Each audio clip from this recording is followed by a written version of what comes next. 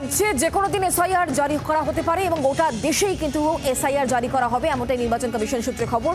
যে রাজ্যগুলিতে সাম্প্রতিক সময় ভোট রয়েছে, যে 5টি রাজ্যে সামনে ভোট রয়েছে, সেই সমস্ত রাজ্যগুলিতে আগে বিজ্ঞপ্তি জারি হতে পারে এসআইআর সংক্রান্ত, এমনটাই নির্বাচন কমিশন সূত্রে খবর পাওয়া যাচ্ছে। দফায় দফায় এ নিয়ে ইতিমধ্যেই নির্বাচন কমিশনে বৈঠকও হয়েছে বলে খবর পাওয়া যাচ্ছে। 5 রাজ্যে বিধানসভা ভোটে আগেই জারি করা হতে পারে এসআইআর। আমরা বিষয় নিয়ে আরো জানবো, কথা বলবো অর্কদীপ্ত মুখোপাধ্যায় আমাদের সঙ্গে রয়েছেন প্রতিনিধি টেলিফোন লাইনে। অর্কদীপ্ত, তাহলে খুব শীঘ্রই এসআইআর এ রাজ্যে জারি হতে চলেছে এবং ধাপে ধাপে গোটা দেশেই।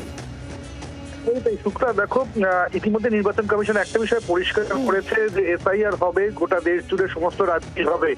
তবে নতুন করে যে সম্ভাবনার কথা আমরা কমিশন সূত্রে জানতে পারছি সেটা হচ্ছে যে 5টি রাজ্যে, পশ্চিমবঙ্গ সহ যে 5টি রাজ্যে আসন্ন বিধানসভা নির্বাচন রয়েছে, সেই 5টি রাজ্যে প্রথমে এসআইআর করা হতে পারে এবং তারপরে ধীরে ধীরে বাকি রাজ্যগুলোতে হতে পারে। যদিও এই বিষয়ে এখনো নিশ্চিত করে কিছু বলা সম্ভব নয়।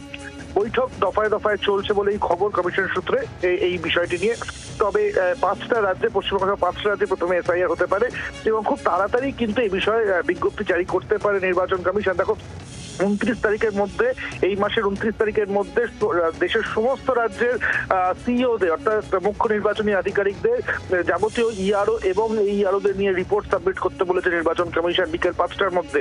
তো 29 তারিখ বিকেল 5টার মধ্যে দেশের সব রাজ্য থেকে রিপোর্ট পাওয়ার পরই কিন্তু কমিশন সিদ্ধান্ত নেবে কোন রাজ্যে কবে এসআইআর জারি করা হবে, বা একসাথেই সব রাজ্যে হবে কিনা, নাকি আগে এই 5টা হয়ে যাবে যেটা সম্ভাবনা রয়েছে সেটা সবটাই ডিসাইড করবে 29 তারিখের পরে। সুতরাং সম্ভাবনা রয়েছে সেপ্টেম্বরের শুরুর দিকে কিন্তু এই বিজ্ঞপ্তি আসার। ধন্যবাদ অর্কদীপ্ত। বাংলার আওয়াজ, বাঙালির আবেগ, জি 24 ঘন্টা।